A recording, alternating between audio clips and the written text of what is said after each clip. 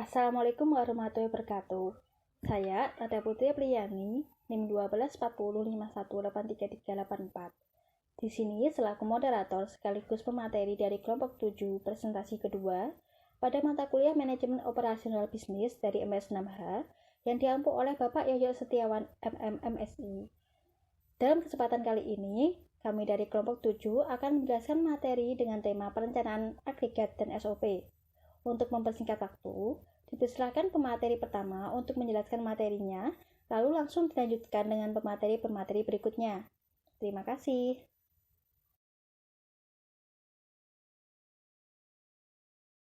Baik, langsung saja ke materi yang pertama, yaitu konsep perencanaan agregat. Pengertian perencanaan agregat. Perencanaan agregat adalah keputusan perencanaan jangka menengah, proses perencanaan kuantitas, dan waktu keluaran di atas cakrawala, waktu menengah, atau 3 bulan sampai 1 tahun. Nah, beberapa ahli juga mengemukakan pengertian, yaitu menurut Nasution mendefinisikan perencanaan agregat sebagai perencanaan produksi untuk menentukan jumlah unit volume produk yang harus diproduksi setiap periode bulanannya dengan menggunakan kapasitas maksimum yang tersedia. Selanjutnya, menurut Heiser dan Render, perencanaan agregat adalah sebuah pendekatan untuk menentukan kuantitas dan waktu produksi pada jangka menengah antara 3 hingga 18 bulan. Nah, dapat disimpulkan bahwa perencanaan agregat adalah yang pertama, yaitu perencanaan kegiatan operasional untuk memberikan tingkat output yang harus dihasilkan sebuah fasilitas selama 3 hingga 18 bulan agar sesuai dengan tingkat permintaan yang tidak pasti pada masa depan. Yang kedua, yaitu perencanaan yang dilakukan dengan memaksimalkan penggunaan fasilitas yang tersedia, namun dengan tetap mempertimbangkan meminimalisasi total biaya operasi. Yang ketiga, yaitu rencana yang konsisten dengan strategi jangka panjang manajemen puncak dan bekerja dengan sumber daya yang dialokasikan oleh keputusan strategis sebelumnya. Tujuan perencanaan produksi agregat adalah untuk mengembangkan suatu rencana produksi secara menyeluruh yang fleksibel dan optimal.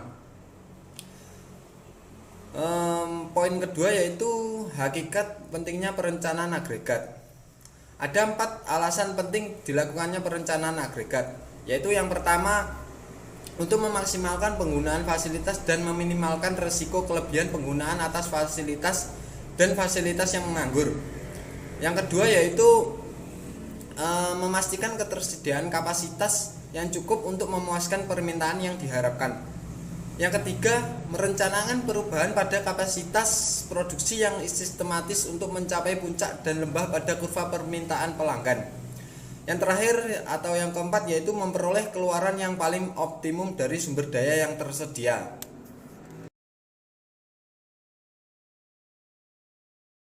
Menyambung penjelasan dari pemateri sebelumnya, di sini saya akan memaparkan 3 materi. Yang pertama, yaitu metode atau model dalam perencanaan agregat. Masih banyak atau sering dijumpai perusahaan-perusahaan yang tidak memiliki perencanaan agregat secara formal. Banyak perusahaan yang masih menggunakan rencana yang sama dari tahun ke tahun, dengan hanya melakukan penyesuaian dengan permintaan baru. Oleh sebab itu, di masa sekarang ini telah banyak dikembangkan beberapa model atau metode dalam perencanaan agregat. Di antaranya ada metode grafik, metode programming, linear decision rule, simulasi, dan metode coefficient model.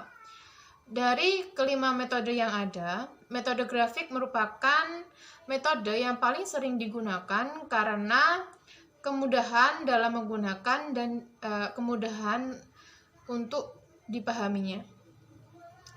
Materi yang selanjutnya yaitu mengenai perencanaan agregat untuk sistem non-manufaktur. Sifat umum atau secara umum, persoalan perencanaan agregat dan penjadwalan dalam situasi non-manufaktur pada dasarnya sama saja dengan yang ada dalam situasi manufaktur. Dalam arti bahwa kita berusaha menyusun model biaya atau laba dalam bentuk variabel-variabel keputusan kunci untuk kepastian jangka pendek. Karena itu, para manajer mungkin berusaha mengendalikan permintaan melalui teknik-teknik seperti reservasi atau pemesanan tempat, atau menyerap fluktuasi permintaan secara lebih langsung melalui pengubahan jumlah tenaga kerja dan jam kerja dan lembur. Materi selanjutnya yaitu mengenai perencanaan agregat dalam ketidakpastian. Dalam kenyataan yang ada menunjukkan bahwa estimasi permintaan di masa sekarang ini sangat tidak pasti. Apabila permintaan sesungguhnya tidak sesuai dengan apa yang diperkirakan ketika produksi agregat disusun, kelebihan atau kehabisan persediaan dapat terjadi.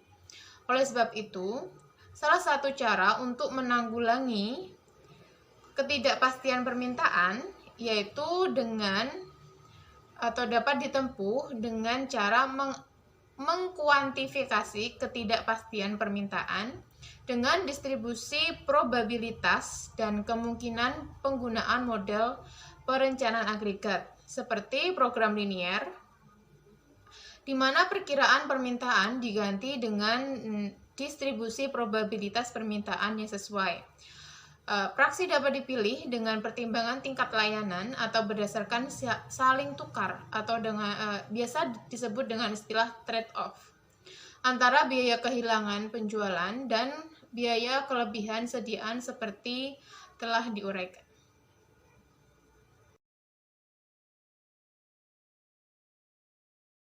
Akan menjelaskan pengertian SOP, Standar Operational Procedure. Standar Operational Procedure adalah pedoman atau acuan untuk melaksanakan tugas dan pekerjaan sesuai dengan fungsi dari pekerjaan tersebut. Dengan adanya SOP, semua kegiatan di suatu perusahaan dapat terancang dengan baik dan dapat berjalan sesuai dengan kemampuan perusahaan. SOP dapat didefinisikan sebagai dokumen yang menjabarkan aktivitas operasional sehari-hari dengan tujuan agar pekerjaan tersebut dilakukan secara benar, tepat, dan konsisten untuk menghasilkan produk sesuai dengan standar yang telah ditetapkan sebelumnya. Adanya SOP akan membantu perusahaan untuk mencapai tujuan perusahaan. Untuk mencapai tujuan perusahaan memberikan suatu rancangan berupa SOP yang akan menjadi pedoman karyawan dalam melakukan tugasnya dan untuk meminimalisir kesalahan atas melakukan tugas-tugas masing-masing karyawan. Sedangkan menurut Budi Harjo, Standar Operational Procedure SOP adalah suatu perangkat lunak pengatur yang mengatur tahapan suatu proses kerja atau prosedur kerja tertentu. Menurut Santoso, SOP terdiri dari 7 hal pokok yaitu efisiensi, konsistensi, minimalisasi kesalahan, penyelesaian masalah, pelindungan tenaga kerja, peta kerja, dan batasan pertahanan. Baik, selanjutnya saya akan menjelaskan tentang tujuan dan fungsi SOP. Tujuan Standar Operational Procedure atau SOP adalah sebagai berikut. 1. Untuk menjaga konsistensi tingkat penampilan kinerja atau kondisi tertentu dan kemampuan petugas dan lingkungan dalam melaksanakan suatu tugas atau pekerjaan tertentu. Yang kedua, sebagai acuan dalam pelaksanaan kegiatan tertentu bagi sesama pekerja dan supervisor. Yang ketiga, untuk menghindari kegagalan atau kesalahan, dengan demikian menghindari dan mengurangi konflik, keraguan, duplikasi, serta pemborosan dalam proses pelaksanaan kegiatan. Yang keempat, merupakan parameter untuk menilai mutu pelayanan. Yang kelima, untuk lebih menjamin penggunaan tenaga dan sumber daya secara efisien dan efektif. Yang keenam, untuk menjelaskan alur tugas, wewenang, dan tanggung jawab dari petugas yang terkait. Yang ketujuh, sebagai dokumen yang akan menjelaskan dan menilai pelaksanaan proses kerja bila terjadi suatu kesalahan atau dugaan malpraktek dan kesalahan administratif lainnya, sehingga sifat melindungi rumah sakit dan petugas. Yang kedelapan, sebagai dokumen yang digunakan untuk pelatihan. Yang kesembilan, sebagai dokumen sejarah bila telah dibuat revisi SOP yang baru. Sedangkan fungsi SOP adalah sebagai berikut.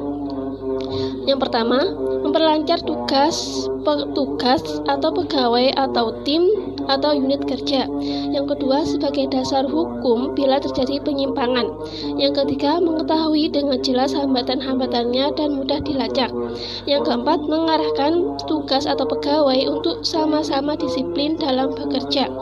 Dan yang terakhir, sebagai pedoman dalam melaksanakan pekerjaan rutin. Sekian, terima kasih.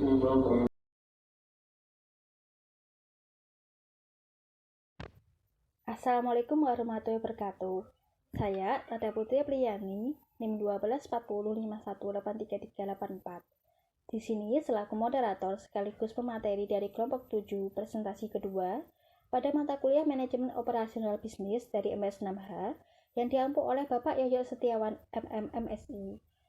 Dalam kesempatan kali ini, kami dari kelompok 7 akan menjelaskan materi dengan tema perencanaan agregat dan SOP. Untuk mempersingkat waktu, dipersilakan pemateri pertama untuk menjelaskan materinya, lalu langsung dilanjutkan dengan pemateri-pemateri berikutnya. Terima kasih.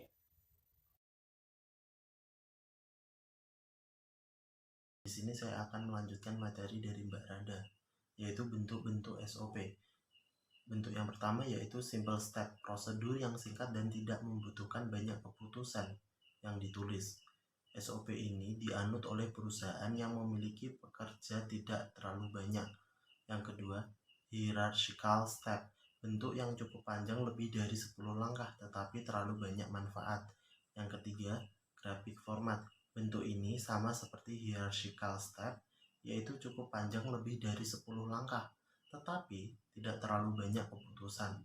Graphic format berisikan suatu grafik, gambar, diagram untuk mengilustrasikan apa yang menjadi tujuan dari suatu prosedur. Yang keempat yaitu flowchart, prosedur yang memiliki banyak keputusan. Flowchart merupakan grafik sederhana yang menjelaskan langkah-langkah dalam membuat keputusan. Yang kelima, video. Format SOP video adalah format standar operasional prosedur yang cocok digunakan untuk pengoperasian teknis visual dan sesuai untuk ragam bahasa. Materi selanjutnya yaitu persiapan penyusunan SOP. Agar penyusunan SOP dapat dilakukan dengan baik, maka perlu dilakukan persiapan-persiapan. Persiapan yang pertama yaitu membentuk tim dan kelengkapannya. Tim bertugas untuk melakukan identifikasi kebutuhan, mengumpulkan data, melakukan analisis prosedur, melakukan pengembangan, melakukan uji coba, melakukan sosialisasi, mengawal penerapan, memonitor dan melakukan evaluasi, melakukan penyempurnaan, menyajikan hasil-hasil pengembangan mereka kepada pimpinan SOP, dan tugas-tugas lainnya. Tim hendaknya terdiri dari tim yang melingkup SOP organisasi secara keseluruhan dan tim yang melingkup unit-unit kerja pada berbagai levelnya, agar tim memiliki kebebasan dalam melakukan inovasi-inovasi prosedur. Sebaiknya tim diberi kewenangan dan kebebasan yang cukup untuk melaksanakan tugasnya. Yang kedua yaitu memberikan pelatihan-pelatihan bagi anggota tim. Agar tim dapat melakukan tugasnya dengan baik, maka seluruh anggota tim harus memperoleh pembekalan yang cukup tentang bagaimana menyusun SOP. Yang ketiga yaitu memastikan bahwa seluruh unit tahu tentang upaya pimpinan untuk melakukan perubahan terhadap prosedur-prosedur. Agar seluruh satuan kerja dalam organisasi mengetahui adanya perubahan yang akan dilakukan, maka pimpinan-pimpinan unit mengetahui hal ini. Terima kasih. Sekian pemaparan materi dari kelompok 7 yang dapat kami sampaikan. Saya Rada Putri Apriyani, sebagai perwakilan dari kelompok 7, mengucapkan terima kasih kepada Bapak Yoyo Setiawan MMMSI atas bimbingannya sebagai dosen manajemen operasional bisnis di MBS 6H, serta terima kasih kepada kawan-kawan MBS 6H yang kami hormati. Bila terdapat kesalahan kata maupun kalimat, serta kurang lebihnya mohon dimaafkan. Saya Rada Putri Apriyani, pamit undur diri. Wassalamualaikum warahmatullahi wabarakatuh.